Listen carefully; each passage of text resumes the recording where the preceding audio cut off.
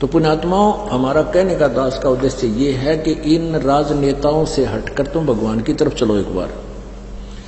और ये फिर क्योंकि इन दिन में 100 झूठ बोलने पड़े हैं, क्योंकि 10 आदमी का काम नहीं कर सकता मुख्यमंत्री एक साल में भी ढंग से।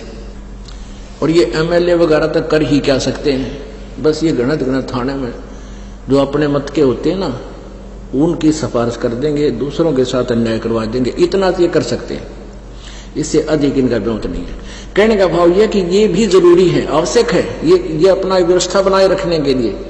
और आप जी इनके पाछा अंडे जाओ हो, ये लुक दे फिरे जाओ ना, ये कुछ कर सकते ना विकास कर पाते, तो इनका पीछा छोड़कर मालिक की तरफ चलो। अब जैसे एक राजा था, वो विशेष बात होती है जिसके पास थोड़ा सा शारीरिक सुख हो जाए और घर में भी सुख हो, 2 पैसे हो जाए, वो बकवाद करा करे। राजा लोग पहले शिकार खेलने जाया करते, यानी अपनी वो पहले तीर तैयार होया करते उन, तो ऐसे अपनी तीर प्रैक्टिस भी करते थे और मृगों को, जंगली जानवरों को मारते थे निशाने ले लेकर, और फिर उनको घसीट लाते थे। वो कुछ शेर शार रखा करते चिड़ियाघर में, वहां डाल देते, कुछ आप खा लेते। तो ऐसे वो जंगल में घूम रहा था, रास्ता भूल गया, भूखा मरा था बुरी तरह। वो किसान खेतों में काम कर रहा था, वहां आ गया। उसने कहा भाई मैं बहुत भूखा हूं और भूख लगी है। तो किसान ने सारी रोटी उसको दे दी और भूखा मरा था, सारी खा गया। तो जब चलने लगा, उस राजा ने कहा भाई मैं राजा हूं इस नगरी का, तेरा उपकार मैं भूल नहीं सकता, आपने मेरी जान बचाई है, ये मेरा कार्ड ले, और जब भी तू मुझे मिलने आवे मेरे पास आना, सीधा आ जाएगा, तुझे कोई नहीं टोकेगा। तो किसान एक दिन सोचा चल अपने मित्र से मिलाएं, और वह को सूखा पड़ गया, कुछ उसको राहत मांग के ले आवे।